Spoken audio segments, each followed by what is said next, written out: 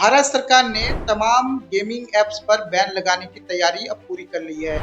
संसद में इस बिल को पारित कर दिया गया है और अब राज्यसभा की भी मंजूरी मिल गई है। अब बस महामहिम राष्ट्रपति जी के हस्ताक्षर होने बाकी है, उसके बाद जो है वो पूरा नियम लागू हो जाएगा और सभी गेमिंग ऐप्स जो कम समय में अधिक पैसा कमाने के लालच देकर लोगों को ठग रहे थे और लोगों के मेहनत के पैसे को लूट रहे थे, उन पर पूरी तरीके से बैन लग जाएगा। तमाम जो गेमिंग ऐप्स थे, चाहे वो ड्रीम इलेवन हो, चाहे वो माई सर्कल ऐप हो, चाहे वो रमी हो या फिर चाहे वो जुपी हो, इस तरह के तमाम जो गेमिंग ऐप है वो अब बैन करने की तैयारी सरकार कर रही है। इन गेमिंग ऐप्स के द्वारा सरकार को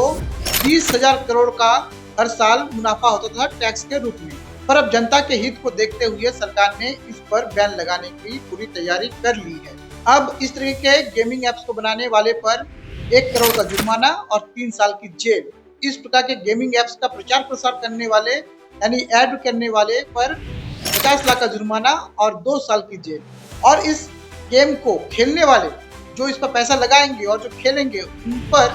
1 करोड़ का जुर्माना और 3 साल के जेल का प्रावधान रखा गया है। सरकार के इस फैसले से अब आम जनता जो अपने पैसे हार रही थी लगातार जुए में, जिनको जुए की लत लग रही थी, जो इस सपने से अपने मेहनत के पैसे लगा रहे थे कि कभी न कभी वो अमीर बनेंगे, क्योंकि इस प्रकार के तमाम जो गेमिंग ऐप है उसका पूरा कंट्रोल उस ऐप के मालिकों पर रहता था। तो वो जब चाहते थे तो किसी को जिता देते थे, जब चाहते थे इसको हरा देते थे। तो इस प्रकार से जीतने की जो संभावना है वो बेहद कम रहती थी, पर इससे ऐप के मालिक को बहुत ज्यादा मुनाफा होता था। तो कहीं ना कहीं अब लोगों में ये जरूर खुशी की लहर है कि अब इस प्रकार के जो ऐप्स है वो बैन कर दिए जाएंगे, जिससे अब लोग जो है अपने मेहनत के पैसे को इस प्रकार से जुए में नहीं हारेंगे।